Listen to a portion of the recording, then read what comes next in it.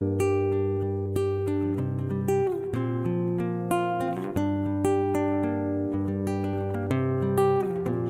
I keep on walking, yeah.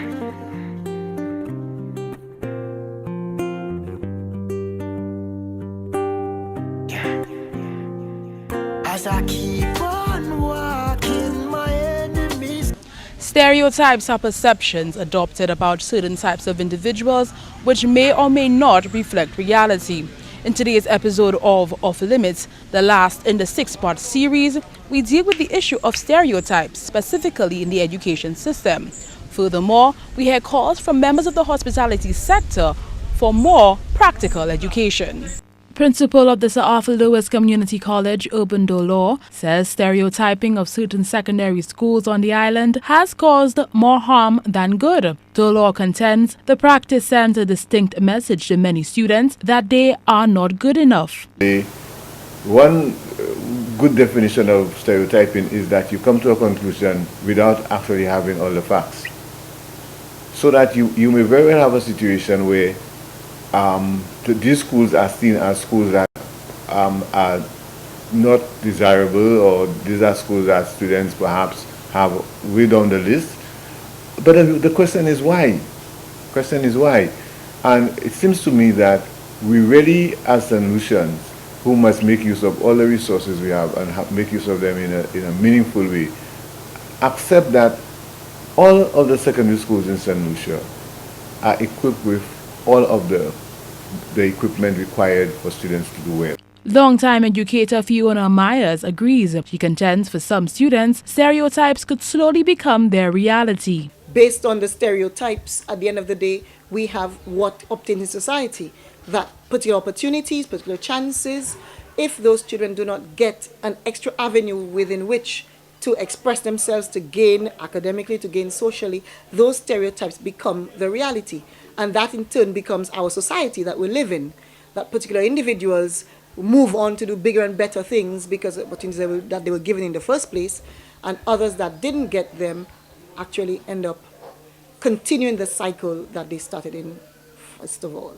The head of the Sir Arthur Lewis Community College says that once a student is determined to do well, he or she will, irrespective of what school the individual attends. He argues some schools which were not seen as top-performing institutions have shattered these misconceptions and even outperformed traditional leading institutions. There was a time, for sure, that Leon Hess had the best facilities on the island because it was built by, when it was equipped and so outside of the resources of St. Lucia. So it had some of the best resources, had some of the best teachers, right? But until people began to realize that this was a good school and started sending the students there, right? Then the school did not appear to be doing well. Dolor says a student's poor performance should not be viewed in isolation, as disparity and poverty may be contributing factors to poor grades. These children start off with an advantage, right? In the home, there are books, computers, television, a whole set of things. The students eat on time, and they can eat between time too. They don't have any of those worries of having to go and look for crayfish to eat or banana to eat or whatever. You see what I'm saying, right? Now, a student, two children, one child coming from my home, and one child coming from my home, and one child coming from a home where the child has endless problems. Maybe the father molesting him or her, and all this kind of thing. Which other two children you expect to do better in school? You see, but the children who have all the perks, all the advantages, they all go to one school.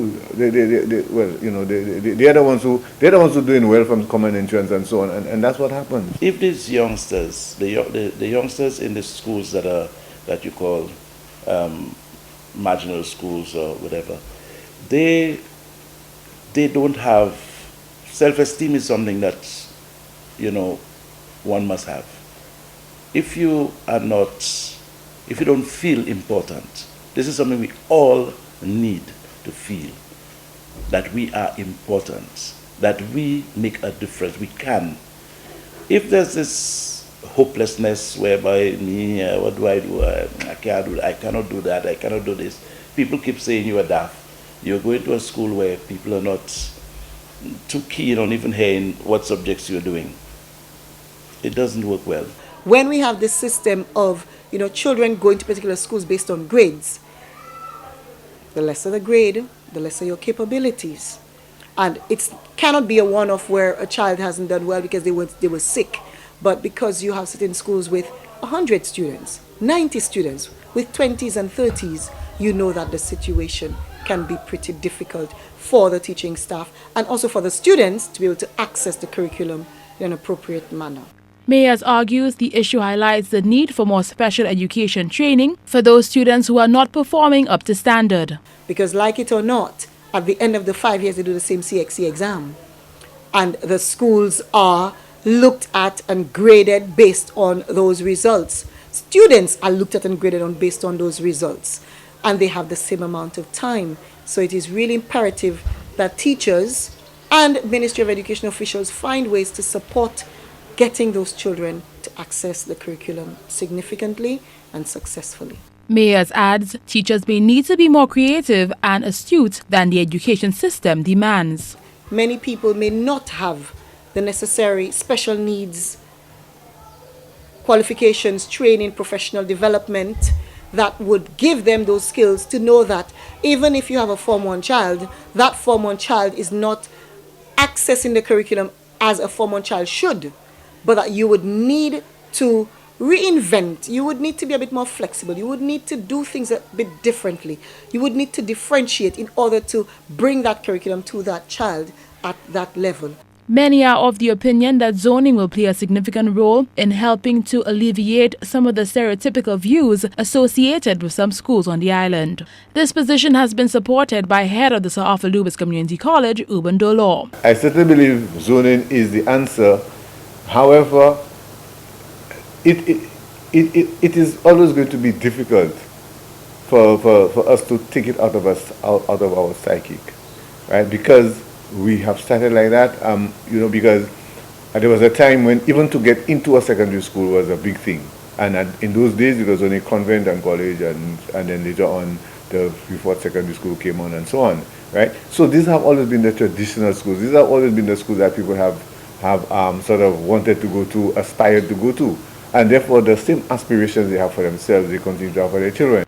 However, many parents have expressed outrage over the recently implemented zoning in St. Lucia. The many flaws of the new system reared its ugly head when the 2013 common entrance results in St. Lucia were released. Dolor has nevertheless dismissed these issues. Let us concede that there were errors. And as any activity that you do for the first time, anytime you're going to, the only person who will learn to walk is a person who agrees that he will take a couple of falls before he starts to walk, right? Before he walks well. So I mean, the ministry tried this thing this time, and there were some teething problems. I'm told that some people who live in Rockall was sent to suffer and so on, right? But these are teething problems, and the fact remains that because it was not perfect does not mean that it doesn't have benefit. Dolor is adamant that stereotypes regarding schools or any stereotype on the whole is a devil's playground. We have been faced with a very recent case of our stereotyping caused the death of Trayvon Martin. That was what it was, clear and simple, right? So stereotyping is certainly not good from a sociological perspective, and from an intellectual perspective it isn't good either, because what it is that rather than make decisions based on information that may be readily available, we simply take decisions on the basis of selected information, and that is, as a culture, we as a society rather, we need to move that out of our culture. It is not seeing that's believing, More often than not, it is believing that is seeing. In other words, quite often, what happens is that we come with certain preconceived notions, and we look for evidence which supports our notion, our theory, our philosophy, and refuse to see the evidence which doesn't support it. But while stereotyping seems to be a concern in the education system, inadequate practical and vocational courses in school is arguably a bigger problem. Members of the hospitality sector, the island's biggest economic earner, says the issue is a big concern. Owner of the Edge Restaurant and Fire Grill, Chef Bobo, who has trained a number of young students in the hospitality sector, says there needs to be a shift in the education system. We need to change the curriculum for the practical education. We had auto mechanics, I think there was, and electricians and so forth with the same kind of problem. It doesn't work. So we are stuck in a system that doesn't give any. We're wasting money on things that doesn't really bring us forward. In my opinion, we need to establish a separate school for hospitality. We need to establish an entity where you run a hotel and restaurant on an education basis. I've been here for 11 years. To this day, I haven't heard one single word of any future education in hospitality. I think it's embarrassing. It's embarrassing for every solution that is born today, expecting to get the proper education that they can find a job, feed a family, and bring this country to wealth. Bobo further calls for more diverse programs on the island's premier educational institution, the Sir Arthur Lewis Community College. The problem with the Sir Arthur Lewis College is that there is not enough funds to allocate teachers to diverse the programs so we can teach the different. We had the same problem with auto mechanics. They also need to have a hands-on skill. So they need to have the practical language and math in blocks different from the theoretical program in the college. Now as it is, all the students have to follow the same curriculum, and any practical education has to find their own time within the theoretical curriculum, and everybody has to go to the same class for math, same class for English, and that doesn't work. It doesn't allow time to, in a proper way, educate the hands-on or the practical skills you need for certain industries like hospitality, auto mechanics, electricians, and so forth. Manager of Marigot Bay, Bob Hathaway, agrees. He says more tourism awareness is imperative for the survival of the sector. We have to remember that tourism is the main economic driver of St Lucia, and there is, if you like, no natural. Whilst St Lucians are fundamentally very friendly people, which is why a lot of us are here, there is no natural service ethos, if you like, amongst the people of St Lucia. So there is a real need for very basic training in hospitality, in the various separate skills associated with hospitality and the skills of meeting and greeting people. Hathaway says there needs to be a greater understanding of the importance of the island's main economic sector to students of all ages. If we're talking about the tourism sector, if we're talking about the hospitality sector, then there has to be a genuine understanding from government down and from childhood up of the importance of tourism, what it means, realistic objectives of what it means for the island, a realistic, inevitable compromise around some of the issues about access and privacy and beaches. All of those items are just basically put to one side. You know, there's little conflicts come up all over the place, but there's never been a real debate. You could never get any consensus between hotels and politicians and whatever about that sort of issue. While there is room for improvement, efforts are being made to equip individuals with the appropriate skills for the hospitality sector. Regional Public Relations Manager for Sandals Resort International for the Eastern Caribbean, Dominique Fede, says he's proud Sandals is part of that drive. We have a very, very strong thrust on education. So it's whether creating a better enabling environment for learning through the school system, whether it is building a playing field, whether it is extracurricular activity. We are also very big supporters of the In-Time Education Project, which is an exciting project that seeks to modernize education using modern technology, computers and television, and also the channel IETV that is used to use modern learning techniques for children. Sandals Resort International also has a hospitality training program dedicated to nurturing the next generation of hospitality experts. What we do on an annual basis, we must touch somewhere in the region of about 80 to 100 young people who are unemployed. and trying to find out, what do I do now? I've been to school, I've gained the qualifications, what do I go to university to study? So then we give them an opportunity to come into our facility to get a very first-hand experience about the tourism industry. They learn it very intimately, so they go into our departments, into the bars, into the restaurants, into the accounts, the finance department, the marketing, the sales department, so that they can see whether they would like to pursue a career in the hospitality industry very seriously. Manager of Marigot Bay, Bob Hathaway, says plans are underway to introduce more training programs. We are actively now working on putting together a maritime training school in St Lucia aimed at teenage kids. There are a couple of tour operators up in the Rodney Bay area who are keen to take advantage of, if you like, of the quieter time in the summer. But the fact they have their boat, they've got to use it to take kids out sailing, to get them to understand about boats and sailing and the sea and the importance of safety and all of those fundamental things. So from my sector, we're working very hard to try and put that together at that level, at the bottom level, as I talked about, but also then working on up through.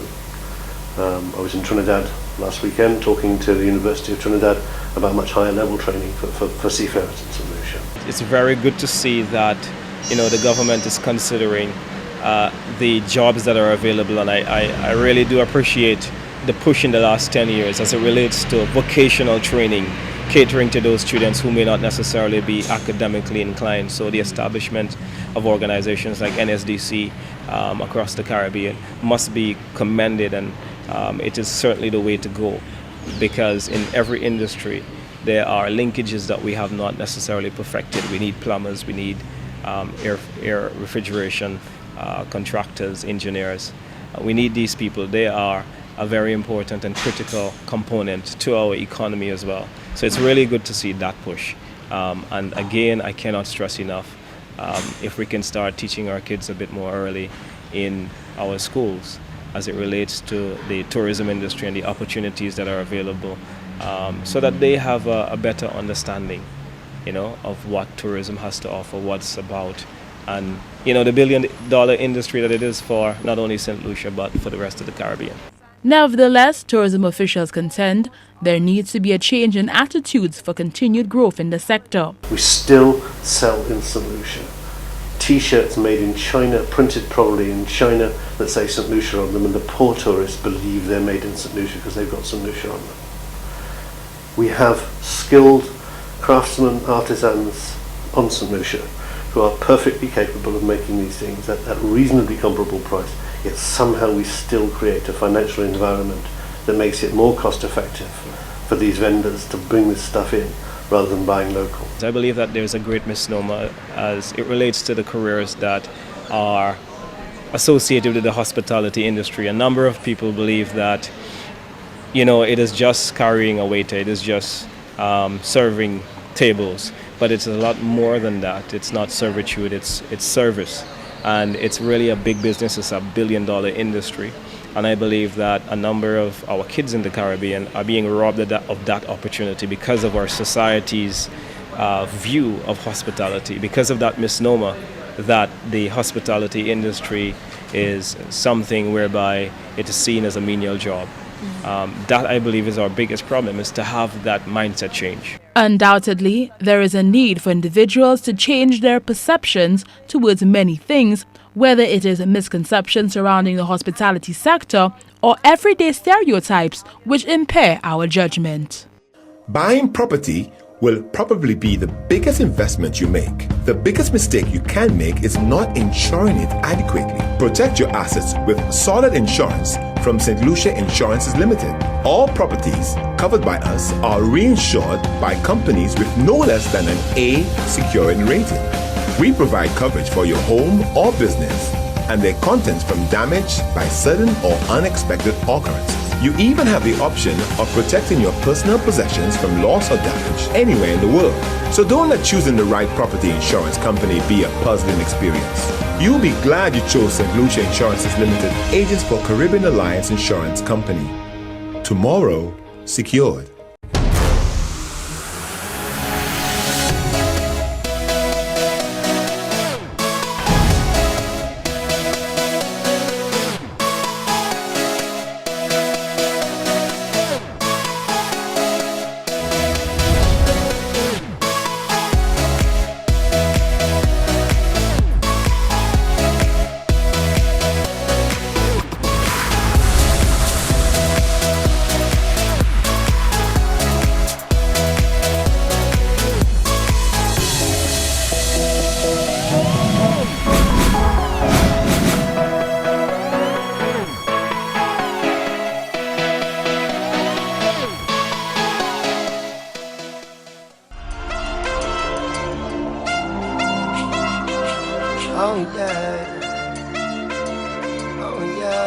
His story is one of sadness, frustration, and yet the power of resilience, irrespective of the difficult circumstances his life has been plagued with. A former student of the George Charles Secondary School, Ronnie Trimmingham, has been faced with several trying times in his young teenage life. In fact, the teenager has been plagued with a troubled past and several disappointments. He has had a rough childhood, dropped out of school, and ran away several times. Well, I was brought up by my foster parents.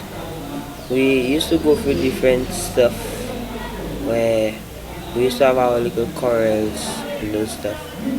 But certain times when things used to get very rough, and like I was very young at the time,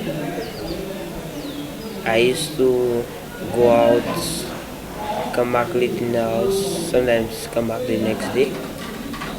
And in a way it used to affect my parents, but I didn't find that like nothing, because the way how I used to feel when I'm home sometimes, I was not feeling comfortable.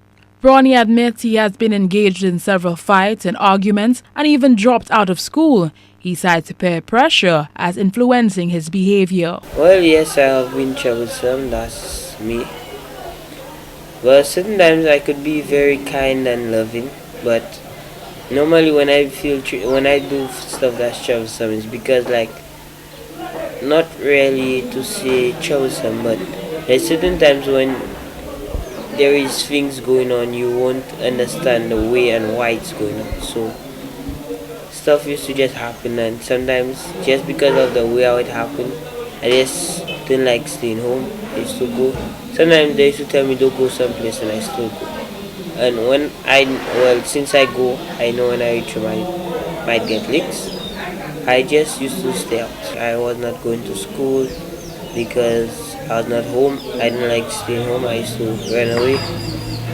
And I ended up meeting some boys which I knew was going to school, but they left school a good while before me. But despite his troubled past, Trimmingham has made some major strides in his life. The teenager was able to put things back in order and returned to school. Although he had to repeat an entire school year, he says it was worth it. They repeated me in Form 3, which in a way it was a little bit embarrassing, but very good. I kept up, I catch up as to what I missed. I took down notes, yes, I got extra classes and stuff. I went through. I didn't pass all my subjects, but I went through. I got my subjects. I got at least 80 to 70. I went to Form 4.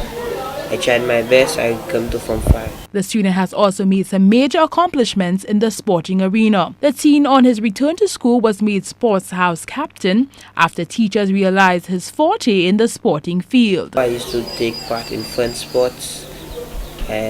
The house captain of Rock House, which is greenhouse, and for house captain it's a lot of, how should I say it, a lot of effort you need to put in to be a house captain. Trimmingham admits he still has a long way to go and there are times he falters, but he is confident there are good things ahead of him. The teenager, who has a knack for information technology, wants to pursue studies in that field so that he can one day become an IT teacher. I'm not really saying like, there is certain times, I would reach out and somebody tell me anything, I would take back behind it. But going to school, it's very good. Yes, I know I missed out a lot. I start back. I try my best so I can catch up as to what I left off, and it's pretty good. Trimmingham had these words of advice for students who may be going through similar circumstances. To all the young boys out there, I know, well, I'm not too sure what you're going through, but seeing that I can do it, we all can. If we put our minds to it, we will succeed. The best thing is don't give up, keep trying, and always keep your dreams alive. Two students who are determined to keep their dreams alive are star athletes Kareem Crichelo and Jessie Gemont. Both students attend the George Charles Secondary School. Gemont is the president of the Student Council and recently represented his school at the National Science Fair competition. He has been awarded for his hard work in the sporting and academic fields. The Form 5 student wants to be an electrical engineer and pursue his studies at the Sir Arthur Lubis Community College. I've been getting awards at school for punctuality, awards for track and field. Recently, Saul gave me a book voucher for basketball. Kareem Crichelo is another star student. He hopes one day to represent St. Lucia on the international stage. Some of the things like science fairs and running for intersect, although that isn't place for so, but still can get me somewhere. And helping the teachers most of the time. Thank you for joining us for an unprecedented access into important social issues. This is the last show in the 6-part series, a one-time project. It has been an incredible journey, very challenging, but most importantly, very fulfilling. A special thanks goes out to all the sponsors and persons who supported this initiative. I'm Sarah Peter. Thank you for going off limits.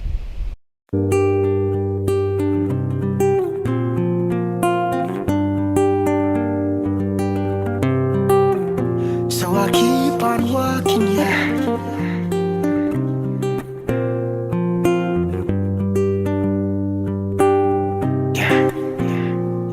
As I keep on walking, my enemies keep stalking.